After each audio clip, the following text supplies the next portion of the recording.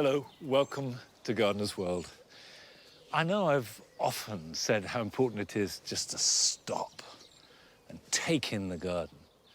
But that's never been more true than now, because the blossom, which is better than I've ever known it in my life, is beginning to stream off the trees, and the petals are covering the ground like confetti.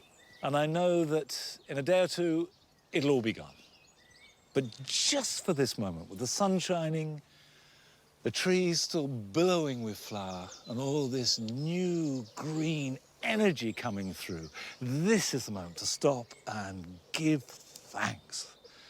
And also to be aware of the fact that all this blossom means we're going to have a bumper crop of apples later in the year.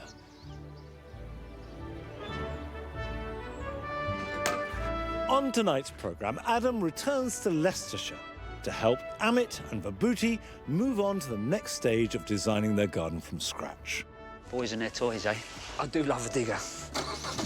Here we go. Carol is celebrating the delicate seasonal beauty of erythroniums, the dog's tooth violet. Their poise and elegance puts them head and shoulders over so many other flowers. And I've got work to do in the vegetable garden, but first I'm going to be adding height and colour to the cottage garden.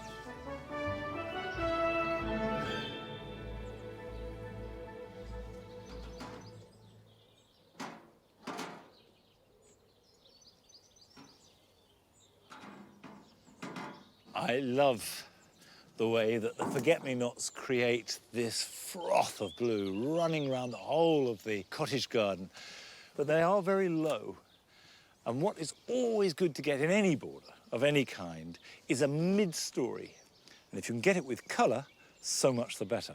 Now here, I've deliberately tried to cultivate a jumble of soft colours. And I'm adding to that with 3 separate plants, each of which is a spike or a spire of colour. The first is a verbascum. This is verbascum Jackie, and you can see it's got this pinky colour, just touched with lilac and peach. Verbascums tend to do best in quite poor soil. They like free-draining, stony, chalky or sandy conditions, but they don't last very long. Some of them biennials, some of them short-lived perennials. They don't last more than 2 or 3 years, but then they will seed themselves and they find the places where they want to grow. Whatever happens, you do not need to beef up the planting hole with compost of any kind. So just make a hole and pop it in.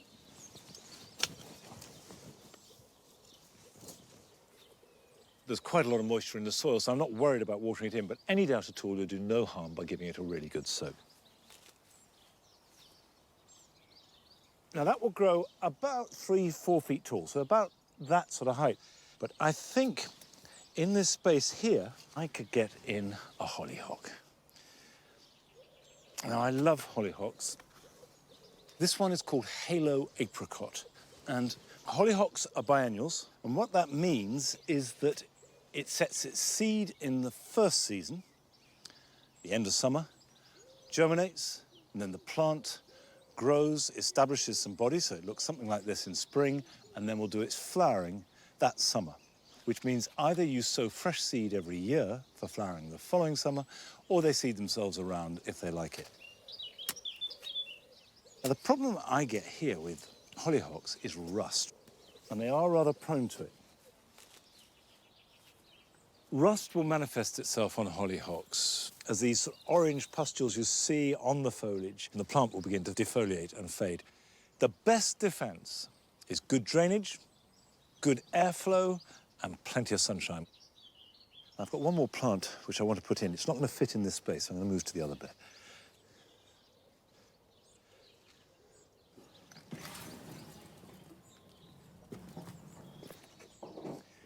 I've got delphinium to plant in here. Now, you think of delphinium as being one of the archetypal blue plants, but actually they come in a range of colours. And this one is Magic Fountains Lavender. This slightly mauvey lavender colour to it. I've got 3 plants, and if I dot them through the border, I think that could be very effective. Now, these are true herbaceous perennials, so they will last quite a long time and therefore get bigger as they grow. Now, the thing about a delphinium is it is one of those plants that defines a tower of flower. And they are very easy to grow, except for one little problem, which is that early on in spring, sort of early March, when you get the new shoots, slugs love them. But if you can get past that stage and see them through till April, there's not a lot you need to do. I quite like putting tall plants near the front of a border. You don't want them all at the back. You want to be able to look through flowers as well as up to them.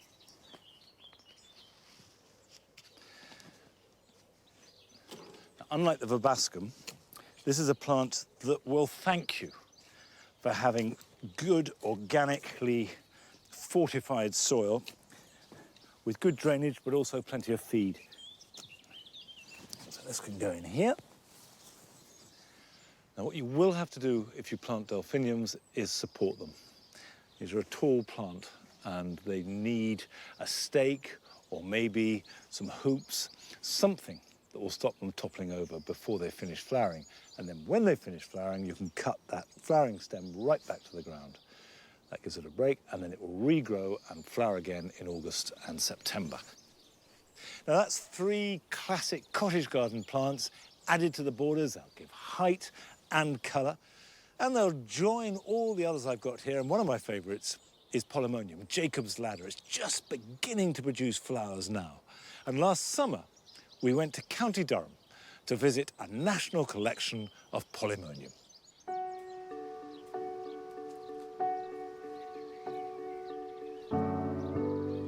I got my first polemonium over 25 years ago, and when I bought it, it was supposed to be a blue flowered plant. When I got it home, it was white.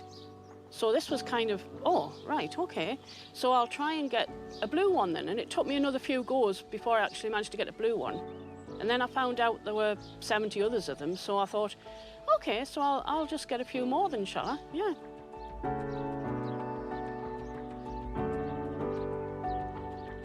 I was a member of Plant Heritage, and I'd been a member for quite a few years, and I found there was no national collection of polemoniums, and at that point I seemed to have quite a few, and I'd done a bit of research and found they were all wrongly named in garden centres, so I felt it was my duty to try and get them all correctly named, because there were some really good plants out there.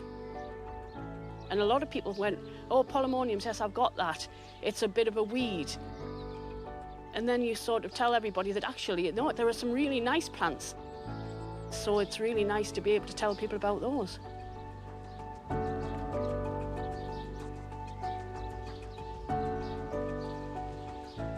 The flowers on polemoniums are really quite pretty and have a lovely scent as well. They make quite good cut flowers.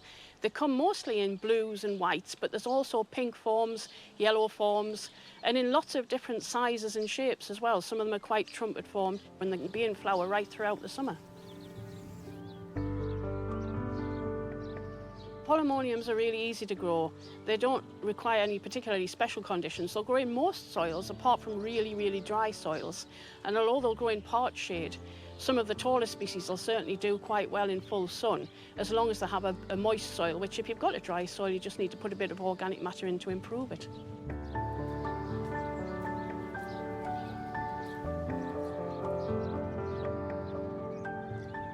This is my favourite polemonium, Polemonium foliosissimum. Foliosissimum means very leafy, so it has a lot more leaflets right the way up the stem, so it makes a much bushier plant. And it has the same sort of purple flowers, but with a nice central purple ring.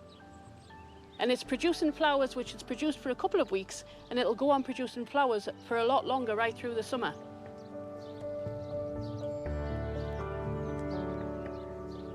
Although there are 70 polemoniums in the whole collection, only 3 of them actually set seed prolifically, which is the Polemonium ceruleum, the native British wildflower that grows from Northumberland down to Derbyshire. The other one is Pauciflorum, which is a yellow tubular flowered one which you'll seed around everywhere, and Polemonium boreal, which you see in garden centres still to this day under 20 different names.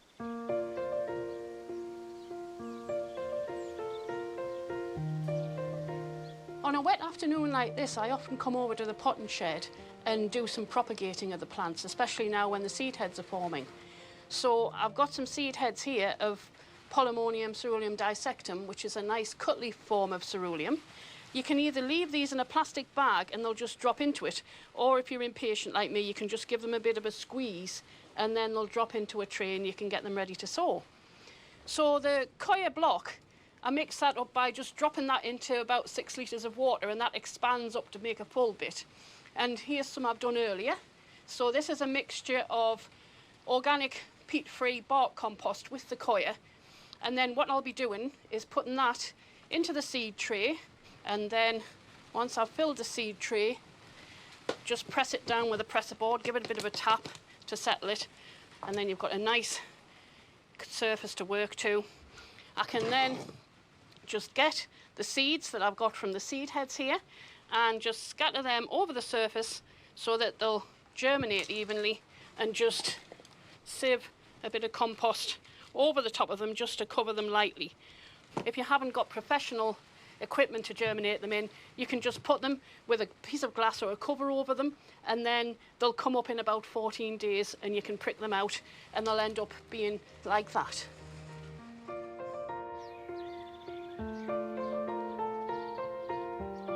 I think polemoniums are great. I love the fact that they're actually an edible flower as well, because I love to grow edible flowers and I love things you can eat. So it's really nice that you can have something where you can actually take them off and put them in salads.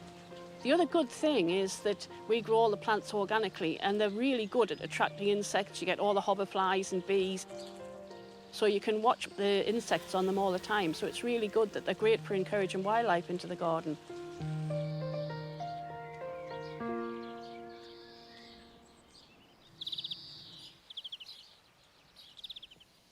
Polemoniums are one of those plants that are unlikely to be a star. They're a supporting actor, but they're so important with this blend and mixture of lovely plants like that that makes a garden sing. Now, I've been constantly tinkering with this area, and unashamedly so, because I think these things take time to find their shape. There were box balls here, and we've got herbs on one side, and I've planted these yews, which I love. These are Irish fastigiate yews. They give height, and that's really good. Now, underneath, I've planted box and yew, and all these plants have been taken from cuttings. However, these yew cuttings, and you can see there are 4, which I've planted together, and the idea is they grow in, and as they grow up, I clip them to form a solid ball, will take about 10 years before they reach the kind of proportions that I'm looking for. Now, the truth is, I'm not quite as young as I used to be, and I'm in a little bit more of a hurry and aware of the passing of time. So I've made a decision. I'm going to lift the yew in this area and transplant it to the grass borders, and I'm going to go shopping and buy myself some topiary yew balls, which I'll put in there, and that will work with the box.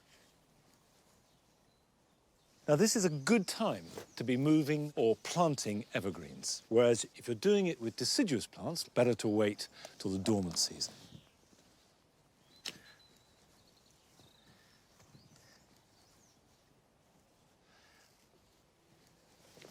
That one going there. Right, let's go and transplant them.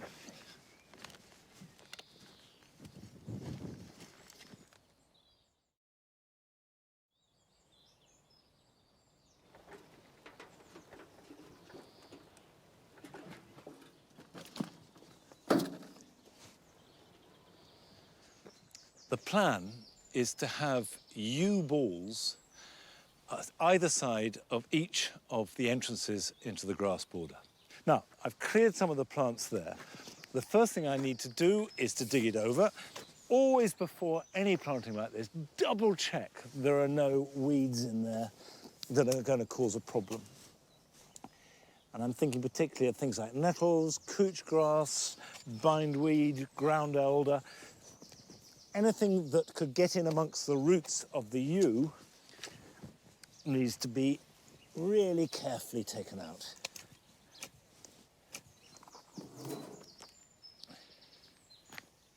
The one thing about yew is it just hates sitting in heavy, wet soil. So if you've got clay, you will have to add grit.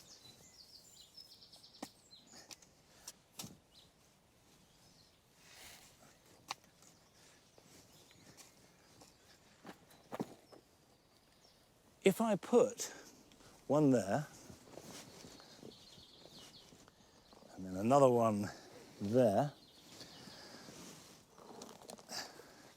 another one there like that, another one there like that, immediately I start to get a bit of volume. And because they're all going in at an angle, the new growth wants to grow vertically. And that will give a much denser, more solid ball, which then will clip better. I'm taking care not to plant them too deeply, but at the same level they were in before.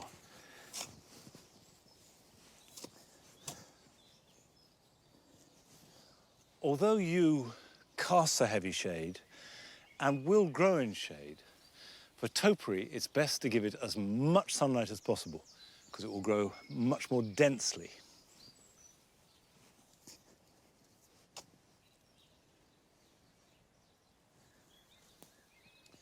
Okay, that's planted. Next thing is, just because a plant needs good drainage, it doesn't mean to say it doesn't like water. Use need watering. And if your soil is a bit thin, a feed of nettles or comfrey will help it out. By and large, they'll be fine, but don't let them dry out too much. Now, Adam Frost has returned to Leicester to help out our couple who are making a brand new garden in a brand new build. And it turned out that the weather wasn't that kind to them. Nevertheless, they got stuck in. I'm back at Amit and Vibhuti's house, and I can't wait to see how they're getting on constructing the garden. When I first got here, the garden aspect was long across the back of the house, but with an imposing wall at the end of the garden that they really didn't like. My design tries to refocus the garden, using trees and climbers to hide the back wall and 2 terraces to create a new focal point for the space. I left them digging out those terraces. Not exactly an easy task. So how have they done? Wow. Been busy. Yeah. You've done well, mate. You've done well. Cheers, thank you very much. Yeah. Do you know what? I already feel this feels quite cold here, Yeah. and I bet if we move over,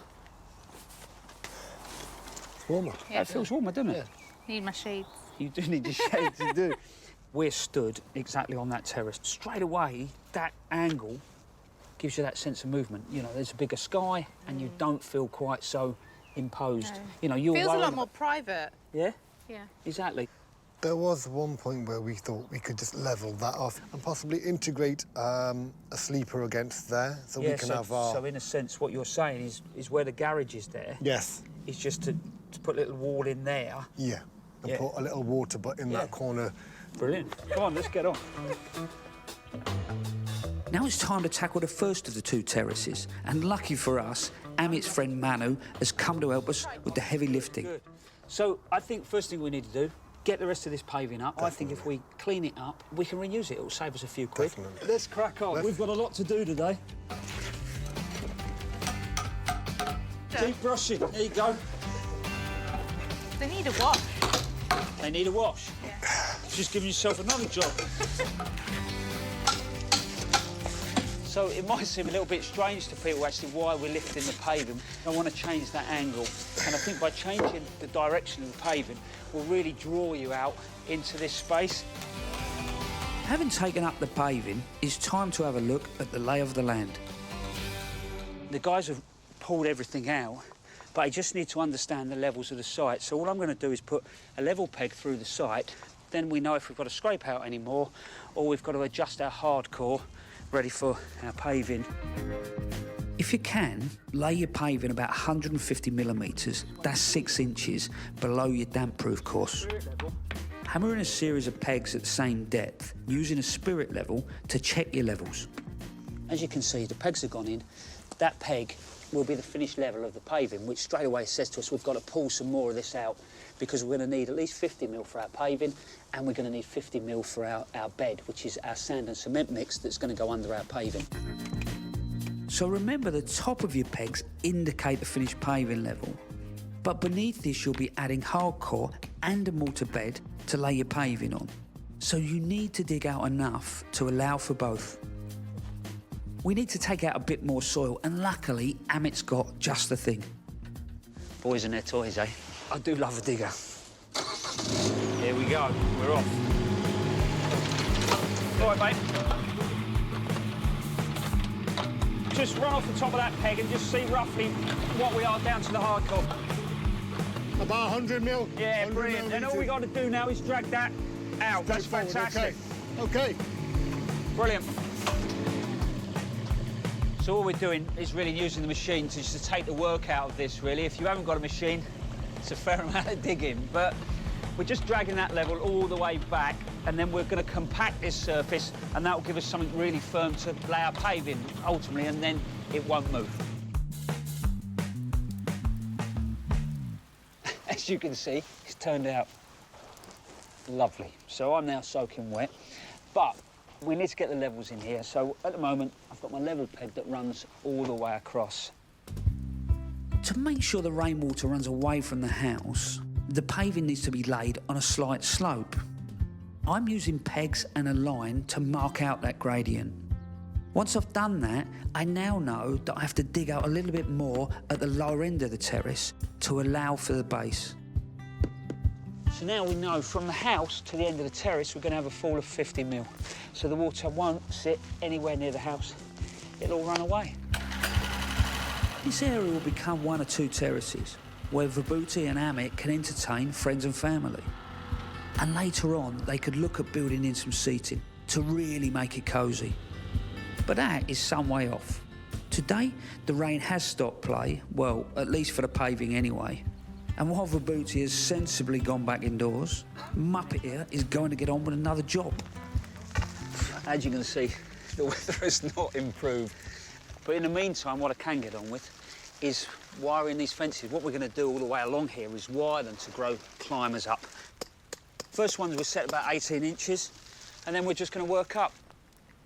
I put the next one up about every metre is what I do, put an eye on it. And the reason for it is if I strain all the way along here and then start growing quite heavy climbers up, they're just going to pull the wires out. Using galvanised wire, thread it through the eyes, twisting tightly at one end, then pull it really taut and tie at the other end. And then the final little bit, you can just tighten that up and that nice and tight. It's time to prepare for the retaining wall, which will be made from the sleepers that Amit has reclaimed. So what these will be, ultimately, they'll be the supports for your sleepers, all right? So that's 570, holes dug, and then just move that over. It's a good idea to set posts into the ground. Your sleepers will be attached to these for support. Then concrete the posts into the ground. Today we're using a dry mix, as this rain will add any water we need to help set this concrete. But ideally, this is a job for a much drier day. Do you know, if we can at least get this in for you today, then next time we can come, we can lay the paving, can't we? We can get a bit of paving down. And also we can maybe start to put that little bit of brick detail through. And I'm sure between now and next time we come, it'll stop raining. Fingers crossed. Cheers. Thank you very much.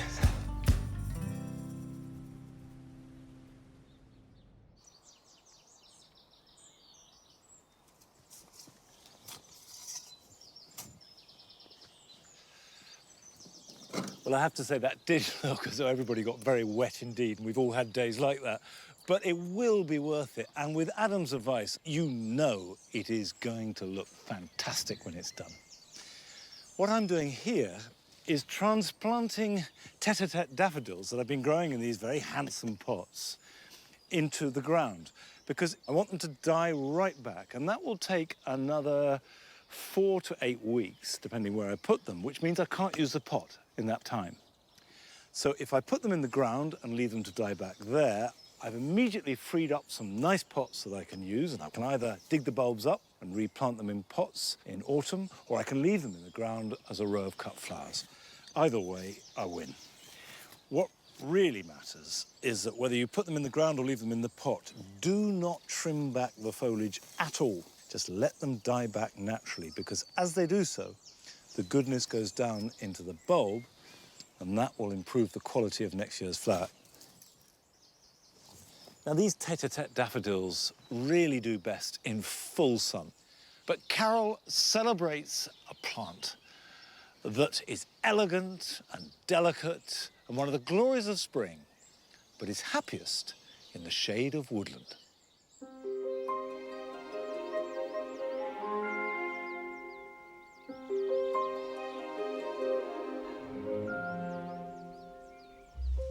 The lilting flowers of erythroniums are one of the true delights of spring. With their elegant, reflexed flowers above foliage which is often marbled with bronze and pale green. Their poise and elegance puts them head and shoulders over so many other flowers. They're what I call a true Cinderella plant. They have to do everything before the clock strikes 12. Push up through the ground, flower, set seed, and then go to sleep again while the canopy overhead fills in, and they rest until the next spring.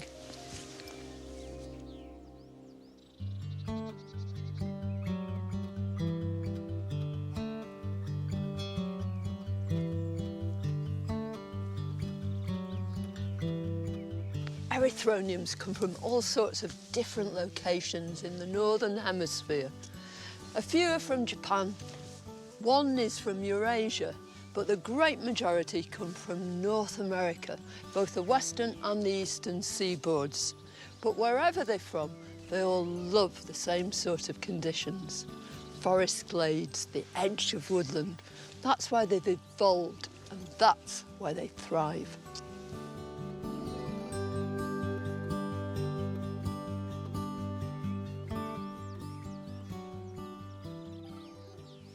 In this little dell, it's quite magical actually, are several different hybrids, but the one that's most outstanding is this one, Erythronium Hidcote Pink.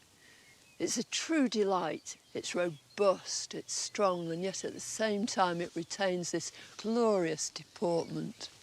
It's one of the last to flower, and in addition to all its other qualities, including its marbled leaves, is the fact that it's scented.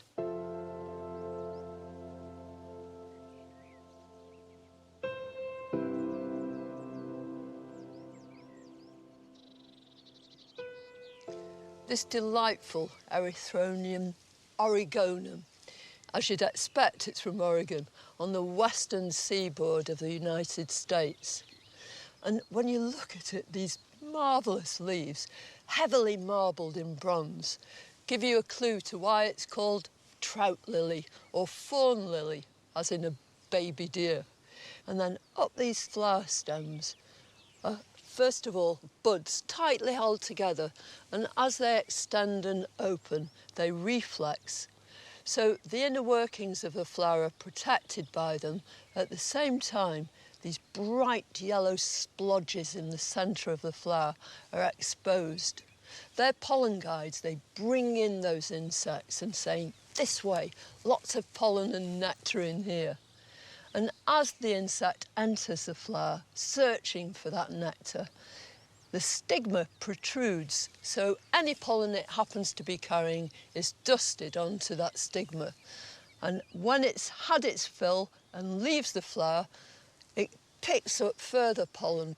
Off it flies to another plant, and cross-pollination happens. And that's how come you see these colonies of little seedlings clustered around the parent plants.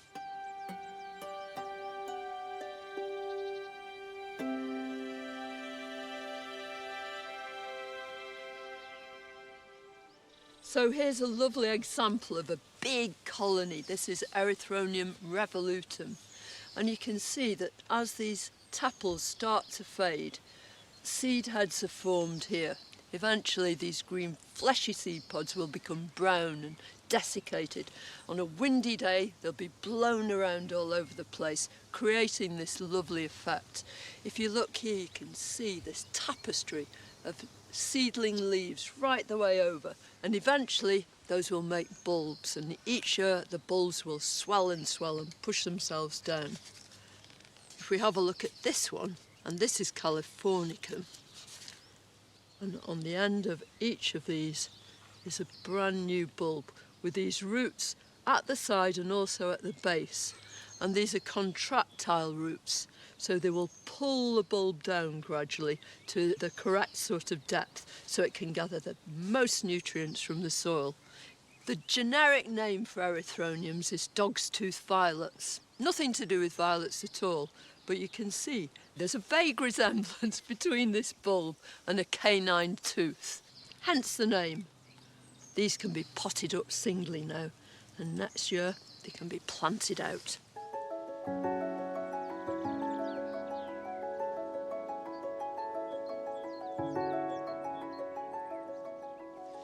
Erythronium californicum is a widespread species, and it's given rise to all sorts of beautiful cultivars, but this is probably the most famous of the lot of them.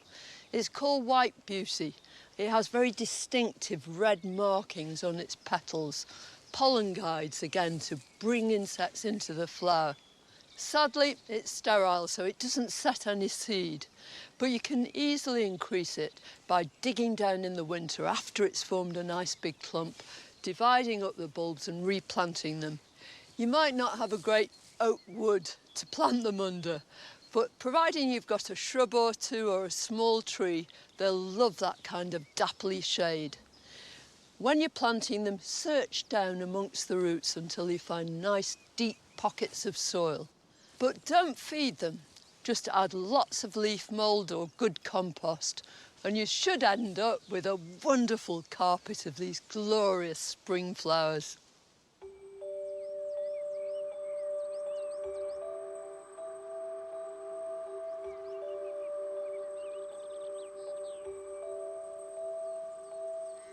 Erythroniums bring a simple elegance to the springtime scene. Despite their understated demeanour, they draw you in. They're very, very special plants, and personally, I find them irresistible.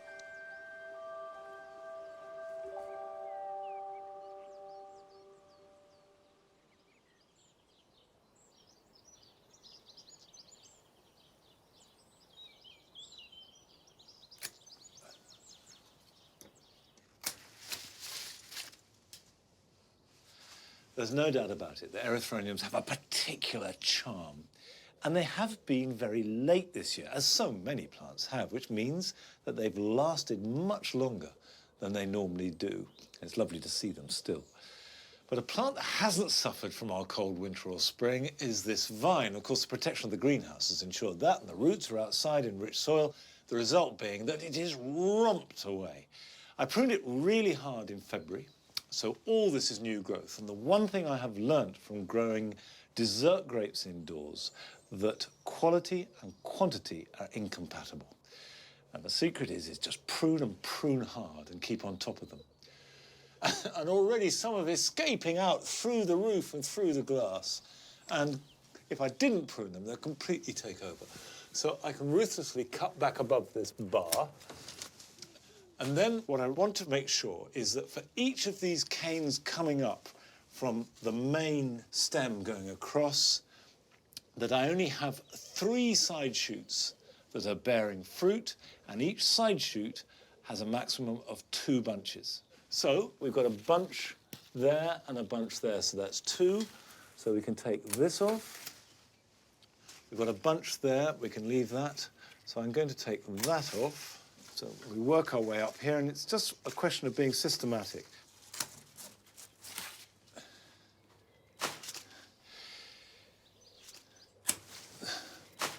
Don't worry too much about taking off too little or even too much at this stage. But what you do want to do is start to identify the bunches you want to keep and harvest come September, October time. And if you get it right, if you put the energy into just a few bunches, a variety like this is Black Hamburg, can be absolutely delicious. Now, still to come, we've got the penultimate finalist in our Every Space Counts competition.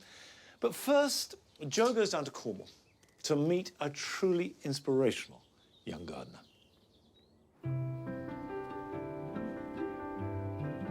Welcome to Trelisic. At the heart of this vast 375-acre estate is a beautiful woodland garden featuring all-year-round interest and colour. The grounds also offer breathtaking panoramic views which reach far and wide over the stunning River Fowl.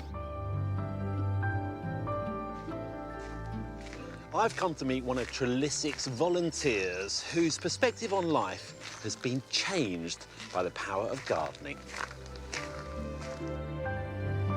Oliver Goulding is no ordinary volunteer.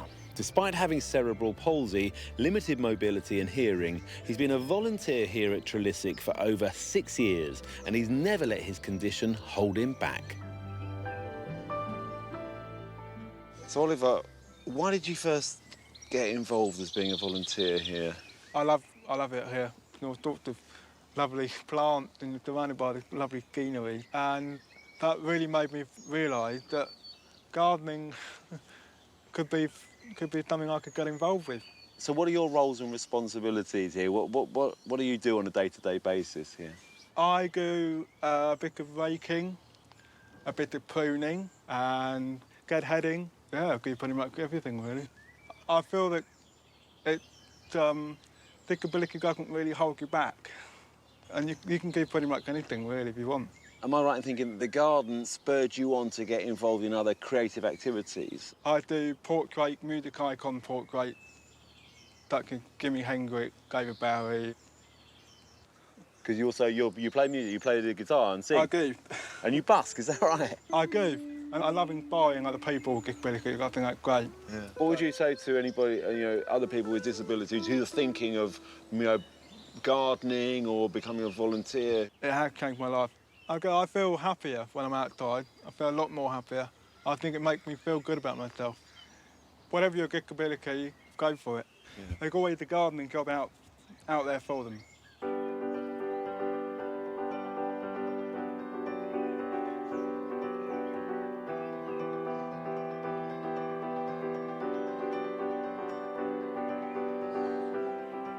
The dahlias are looking lovely, especially in the white colours. Yeah, and they say the scent is really good. It's fabulous. The scent is lovely. Some lovely maples here, aren't there? They are. They range from different colours. Yeah. Different dyes, different colours.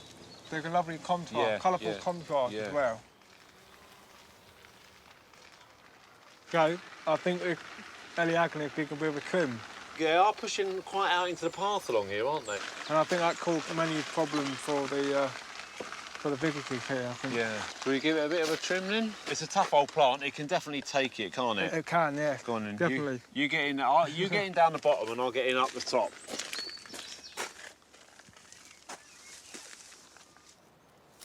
We have to prune before the bud and not after. Because if you prune after the bud, the growth won't come through. Absolutely, yeah. I always look for an outward-facing bud as well, because anything that's growing in, if you prune back to that, it just gets more and more dense in the middle.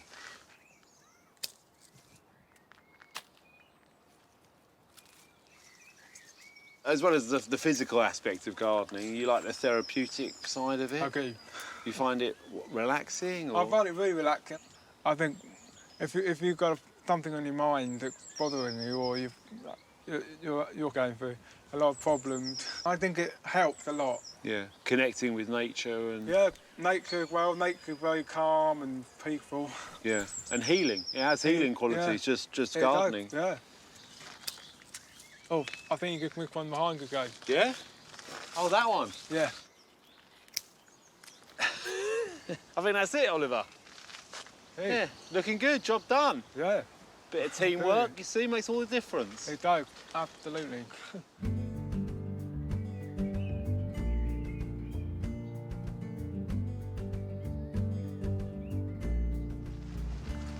Wow, what a beautiful spot. This is absolutely gorgeous, isn't it? It is. A view over the River Fowl. The light is just wonderful. So is this one of your favourite spots? It is, and at the end of the day, I like to sit here and just enjoy it. I have to say, you're an inspiration, everything that you do, with your gardening, your painting, your music, and just keep it up. Lovely to meet you. Thank you. Thanks, Oliver.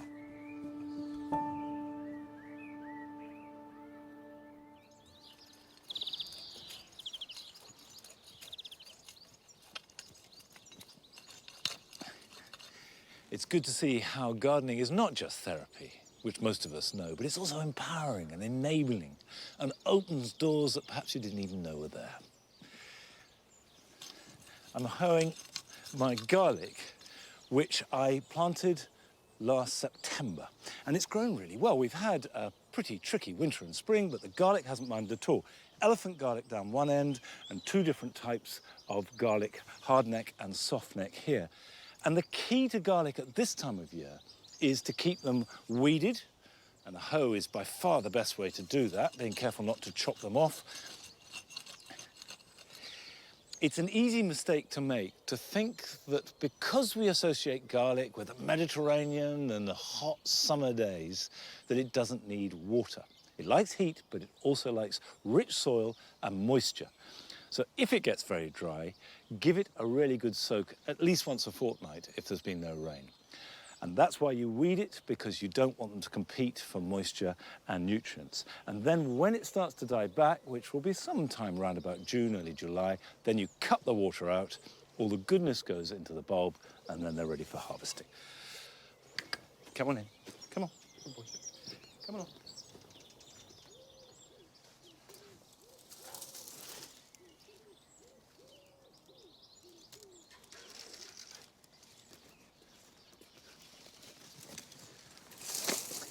It can seem at this time of the year as though the vegetable garden is lagging behind the flower garden.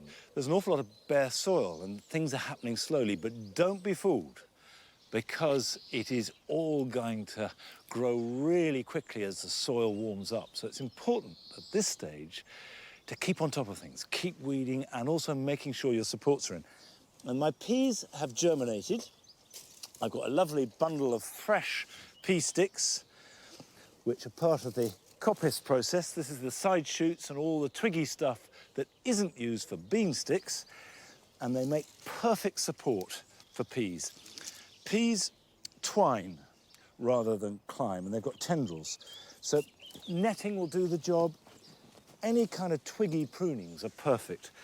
And I always wait until the seeds germinate and you get the shoots appearing, so you don't stick on top of them, and then just go along the edge so that the twigs overlap.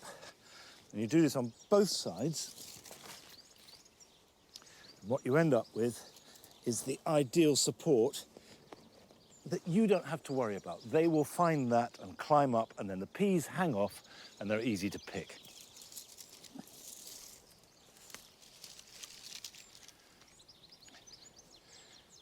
Different pea varieties have quite radically different height and vigour. So it is worth checking to see how high the ultimate growth will be and then monitoring your support accordingly.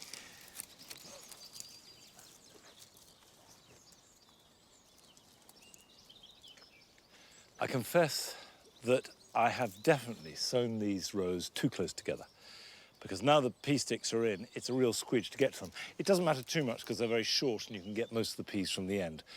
But really, you want to leave enough room so you can walk comfortably down between the rows and pick your peas. So every other row would have been better, but I'm trying to get in as many different varieties as I can to the space I've got so I can share the results with you. But however you plant them, what I then do is just trim off all the bits that are sticking out sideways like that, so you don't get scratched, and this big one here. And then I use these along the bottom. So just stick them in like that, and that adds a low level of support just for those early tendrils. So nothing is wasted. And finally, if in about a week's time there's clearly some peas that haven't germinated, just pop some more in. And the soil will have warmed up and they will quickly catch up the others. And if you haven't sown any peas yet at all, don't worry, it's not too late. It is something you want to get on with and do this weekend if you can. We're going to buy a packet of peas, stick them in a nice rich piece of ground, and you should have those delicious fresh peas in about 8 to 10 weeks' time. Right, I'll finish those later because now I want to plant another legume which I've never grown before. Just over a month ago, I sowed some edamame seeds. Now, that's a fancy name for a soy, really. Now, the key thing about edamame is that they are strong-growing, they're healthy, they're quite easy to grow if it's not cold. They absolutely are not hardy, so a touch of frost will kill them.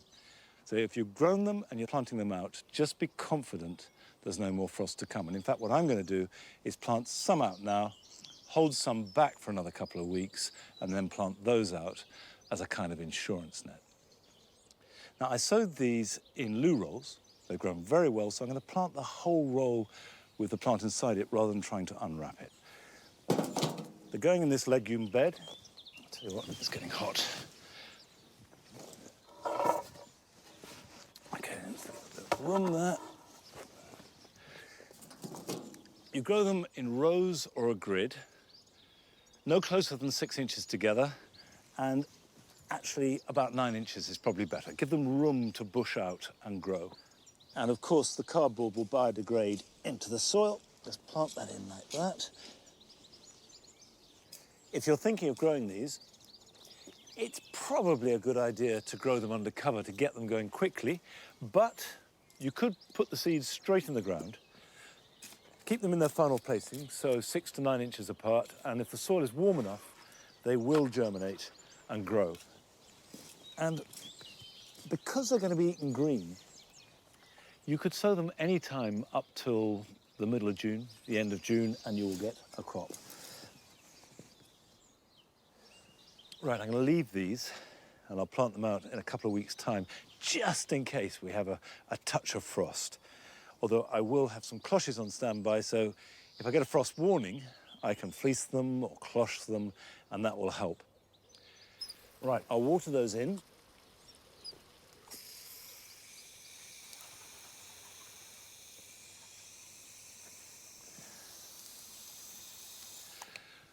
Right, with a fair wind, I should be harvesting my first edamame around about mid-July.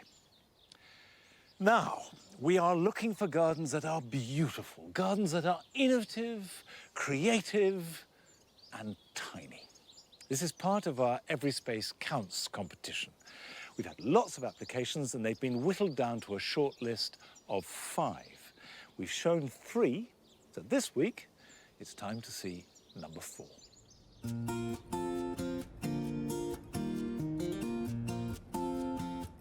My name's Caroline. I live in East London. I moved here 21 years ago when the house was a new build house. The garden was just a small paved area and some sort of rubbishy builder's soil. My mum came to stay, who thankfully for me is a fantastic gardener. She took one look at it and said, don't even think about a lawn, it would never grow. The design for the garden just started with finding a circular patio. And from there to sort of try and introduce some different levels with the raised beds around the edges in the 4 corners, and gradually introducing different pots and things which help to spread the colour out around the garden and provide more interest. The inspiration for my garden comes from all the gardens that I visit, really.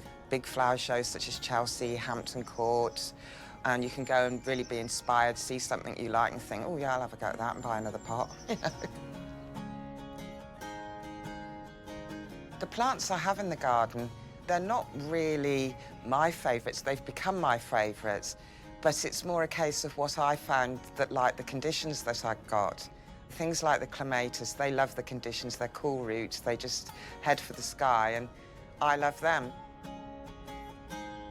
I've not been that successful at growing things from seed. I really don't get enough sustained light into the garden, but I have a lot more success through cultivating by division, and that can be all sorts of plants. Things like London Pride, the ajugas, the hostas. One of the things I have, though, grown from a seed is that after going for a walk a few years ago, I picked up some conkers, and I've now got 2 horse chestnut trees in the garden, so I don't quite know what I'm going to do with those. The challenges I have with this garden, it's a plus and a minus, really. It's very sheltered, which means it has a lovely climate, but that also means a lot of bugs and pests can survive, slugs, snails, vine weevils. In the early days, things were just shredded, but I've tried various things, and without a doubt, nematodes are the most successful and the best thing to use. A couple of special plants, I think it's like the red camellia, Mum gave to me all those years ago, so she couldn't get it to grow. She said, here you go, you have a go with it. And the squiggle hazel was one of the first ones I bought as well. They've both been with me over 20 years now, and I've got a bit of a soft spot for both of those.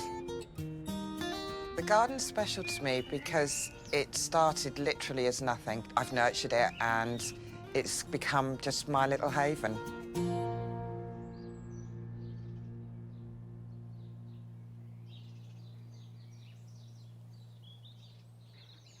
The garden is full of joys at the moment, but one of the flowers that is giving me particular pleasure are the Kamassias. And this is Kamassia Cusickii, which I planted last September to add colour, to just stretch out the flowering season, because we have lots of crocus and fritillaries and daffodils, and then it's all just grass.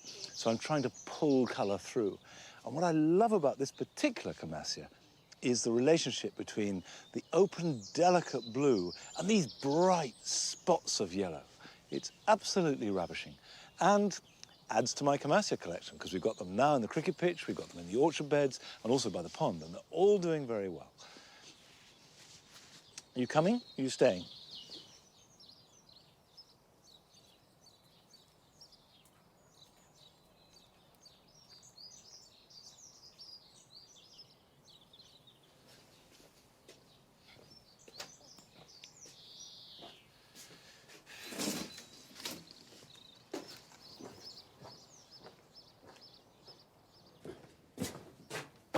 These are some Clarkia seedlings.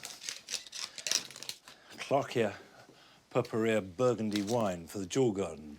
Deep, rich flowers with this slightly glaucous, feathery foliage.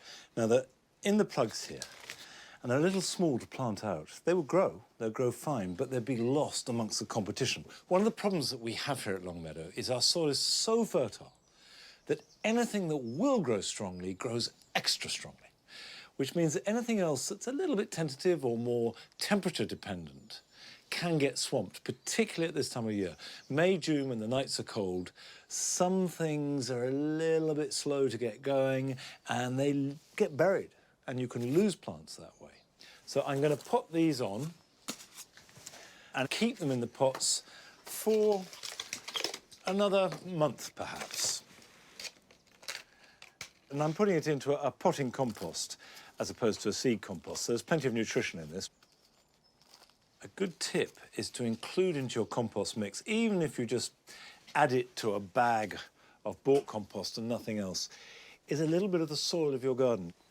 Sieve in no more than, say, a shovel load of soil, because that contains the bacteria and the fungi and all the microorganisms that the plant is going to start a relationship with. That's enough to enable it to grow away when you transplant it much better and quicker. The plants are much healthier and make that transition. Whereas very often, if you have a plant that's just been in potting compost, you put it out, particularly if it's a little bit cold, it sits there. It takes a week, sometimes 2 weeks, before it starts to grow its roots out into the soil, because it's a shock to the system. And it's that period, before it starts to grow strongly, that it's most vulnerable to attack from pests such as slugs and snails. But if it grows away quickly, you have a much healthier plant. I've got another tray after this to do. It'll take a little while, but that's fine. But maybe you're not planning to do any potting on this weekend, but nevertheless, here are some other jobs you can be doing.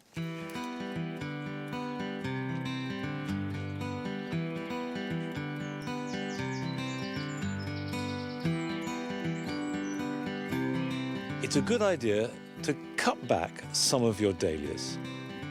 Take off the top growth down to the first pair of strong leaves, and this will stimulate regrowth of side shoots, which in turn will carry more flowers for longer, albeit they'll start to flower a little later in the season.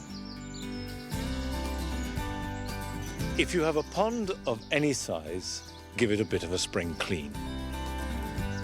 Remove any dead material or old leaves, but don't discard them straight away.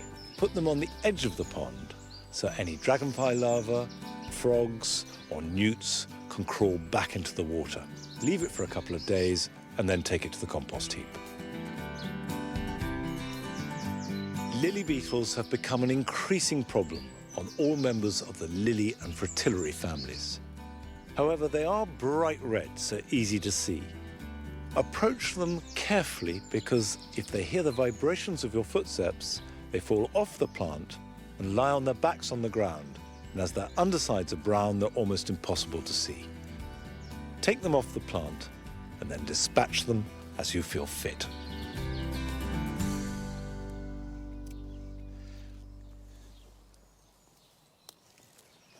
I'm cutting some flowers for Nigel because yesterday was his birthday. Not any old birthday either. It was his 10th birthday. Nigel, here, look.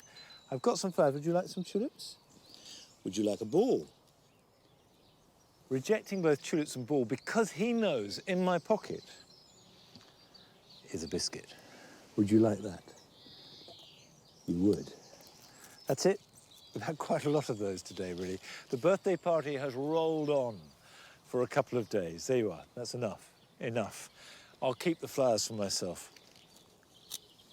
This is a tulip called dance lime. And I love the way that it's so full. It's almost like a peony.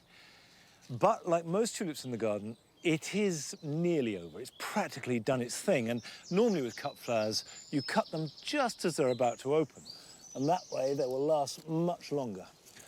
But if I want any flowers in the house, this is the last fling. I'm going to cut some, take them in, and if they only last 24 hours, well, so be it.